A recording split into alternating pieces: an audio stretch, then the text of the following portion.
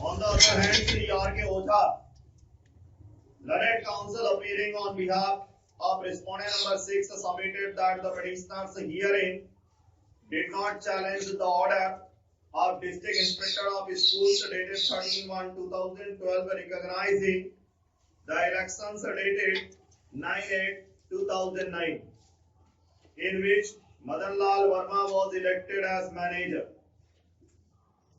It is only Pritam Singh and certain other persons and not the petitioners herein who have approached this court challenging the said order by way of writ petition number 38364 of 2012.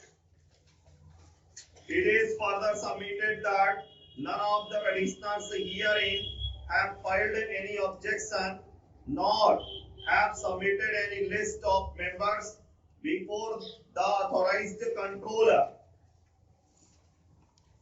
It is further contended that under the impugned order of the regional level committee, petitioners number 2 to 5 have not been recognized as members of the general body, and as such they have no locus to file the present writ petition. It is further contended that after excluding petitioners number 2 to 5, the petitioner number 1 is the only member out of electoral college of 149 members who has asserted the validity of the elections dated 2/1/2013 held by the authorized controller. In view of it, this writ petition at this instance is not maintainable. In view of the judgment of this court dated 7/9/2010 in a special appeal number 1380 of 2008, Rajveer Singh versus State of UP and others. It is further submitted that in any case, it is not a fit case for interference under Article 226 of the Constitution of India, and petitioners should be relegated to the remedy of filing suit. I have examined the submissions made by learned counsel for the parties and perused the record. I first proceed to examine the argument of learned counsel for the respondent regarding maintainability of the writ petition at the instance of the petitioners.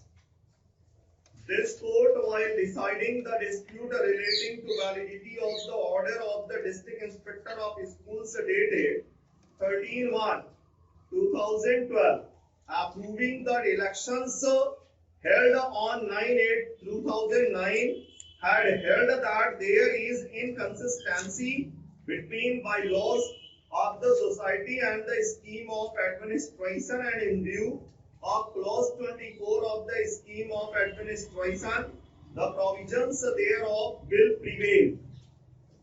It was held that only persons enrolled as members of the general body under the scheme of administration would be entitled to participate in the elections.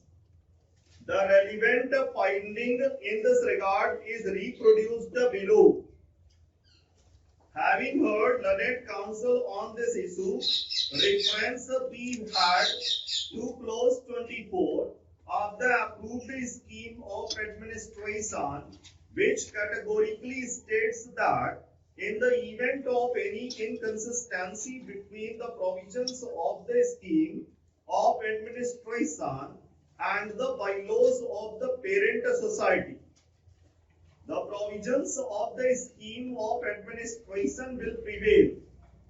In the opinion of the court, the elections of the Committee of Management will therefore be held under the scheme of administration and from amongst the members of the general body as enrolled under the scheme of administration.